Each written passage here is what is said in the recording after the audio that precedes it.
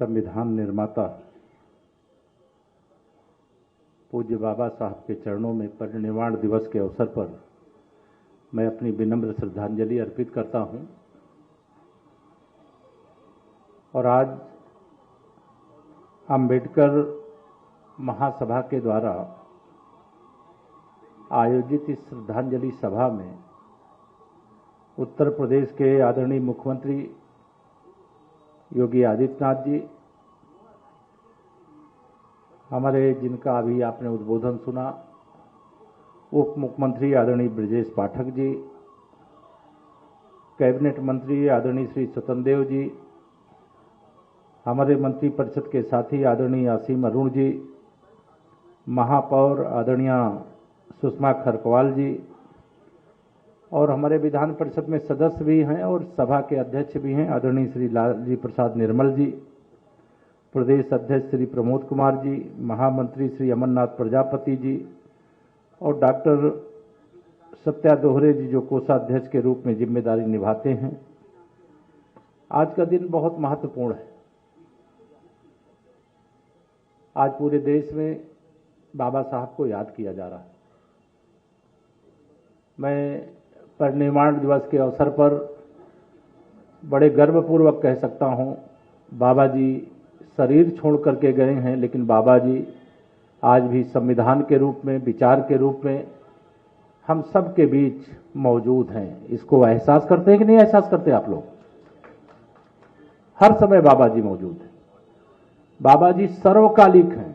बाबा जी जिस प्रकार का संविधान हमें दिए, आज जिसकी चर्चा हमारे पूर्व वक्ताओं ने की है, मैं बड़े गर्वपूर्वक ये कह सकता हूं कि बाबा साहब ने जो स्वप्न देखे थे उसको डबल इंजन की सरकार माननीय प्रधानमंत्री श्री नरेंद्र मोदी जी के नेतृत्व में, आदरणीय मुख्यमंत्री योगी आदित्यनाथ जी के नेतृत्व में निरंतर पूरा करने का काम कर रही है। आज जब मैं अभी अस्थि कलश पे पुष्पांजलि कर रहा था तो पिछले दिनों माननीय प्रधानमंत्री जी के निर्देश पर मुझे भगवान तथागत बुद्ध के पवित्र अवशेष को लेकर के रूस जाने का अवसर मिला था। और रूस जब मैं गया तो रूस पहले एक कम्युनिस्ट देश था, लेकिन वहां का एक राज्य कलमी किया था। वहां जब गया, वहां की आबादी 3 लाख थी।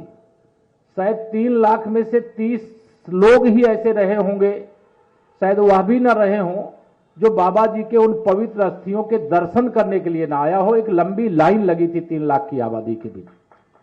भगवान तथागत बुद्ध के संदेश को लेकर के, विचार को लेकर के, उनके शरण में जाकर के, भगवान बुद्ध की शरण में जाकर के बाबा साहब ने जो रास्ता दिखाया, उस रास्ते को हम स्मरण रखें।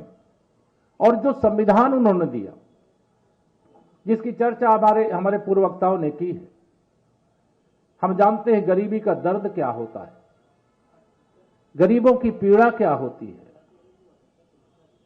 उस दर्द का इलाज करने का काम आजादी के बाद अगर किसी ने किया है तो हमें गर्व है कि वो भारतीय जनता पार्टी की डबल इंजन की सरकार ने किया। बाबा साहब के पंच तीर्थों के निर्माण का काम डबल इंजन की सरकार ने किया है। और बाबा साहब के हर उस स्वप्न को साकार करने का काम हमारी मातृशक्ति यहां पर बैठी है। बाबा साहब चाहते थे समानता। अगर पुरुषों को अधिक अधिकार मिला है, महिलाओं को कम मिला है, तो वह समानता नहीं है। माननीय प्रधानमंत्री जी ने जो नया संसद भवन बना, उसमें नारी शक्ति बंधन अधिनियम 2023 बना करके कानून की आने वाले 2029 से देश की महिलाओं को लोकसभा और विधानसभा में 100 महिलाओं में से 100 सदस्यों में से 33 सदस्य महिला चुन करके जाएंगी। ये आरक्षण का ऐलान हो गया। मैं इसकी आपको बधाई देता हूं। इस समय एक बड़ा कार्य चल रहा है। वो कार्य है मतदाता सूची के शुद्धिकरण का। आप यहां सब लोग बैठे हैं, बाईं ओर दाईं ओर सब जगह बैठे हुए। आप मुझे बताइए, अगर बाबा साहब ने आपको वोट देने का अधिकार न दिया होता तो जब आजादी के बाद कांग्रेस सरकार में आई, आपको पूछती क्या? जोर से बताओ, पूछती क्या? नहीं पूछ सकती थी। बाबा साहब ने वोट देने का अधिकार दिया। तो इस समय मतदाता सूची के शुद्धिकरण का अभियान चल रहा है। मैं जानता हूं इस देश का पिछड़ा हो, दलित हो, वंचित हो, गरीब हो, वो कभी फर्जी वोट नहीं डालता है। उसको असली वोट का अधिकार जो बाबा साहब ने दिया है, उसे अपने मत को देने के अधिकार से वंचित करने का काम ये समाजवादी पार्टी के गुंडे करते थे कि नहीं करते थे? आज वो मतदाता सूची के शुद्धिकरण का काम चल रहा है तो ये हाहाकार मचा रहे हैं। अगर मतदाता सूची शुद्ध हो गई तो समाजवादी पार्टी का राजनीतिक अस्तित्व समाप्ति के कगार पर होगा।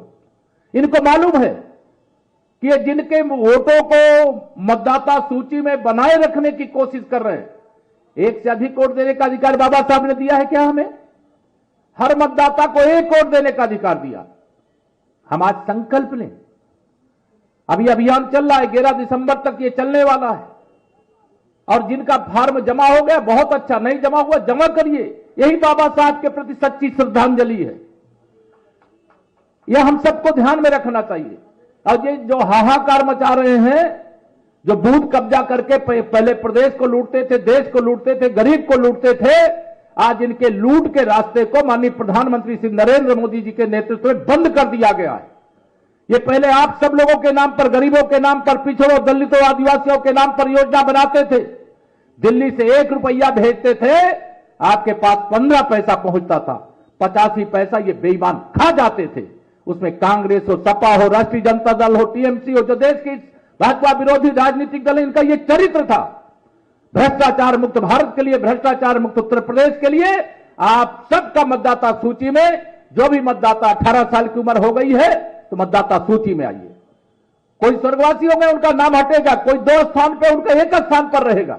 लेकिन यह आज बाबा साहब के प्रति सच्ची श्रद्धांजलि। मैं आज चूंकि लंबी बात नहीं करूंगा, माननीय मुख्यमंत्री जी को भी उद्बोधन देना है। मैं यही कहना चाहता हूं, बाबा साहब के सच्चे अगर कोई भक्त है, पुजारी है, तो वो भारतीय जनता पार्टी हो, या जो गरीब समाज बैठा है ना, दलित पिछड़ा बैठा, वो है। और उन सबको मैं ये कहना चाहता हूं कि बाबा साहब के प्रति अगर सच्ची श्रद्धा रखते हो तो मतदाता सूची के शुद्धिकरण के अभियान में तन्मयता के साथ लगिए और इसको सफल बनाने का काम करिए। आज का दिन बहुत महत्वपूर्ण है, बाबा साहब का महापरिनिर्वाण दिवस है और मैं इस अवसर पर बाबा साहब के चरणों में अपनी श्रद्धांजलि अर्पित करते हुए यही कहूंगा कि यह सरकार आपकी है, यह सरकार आपने बनाई है।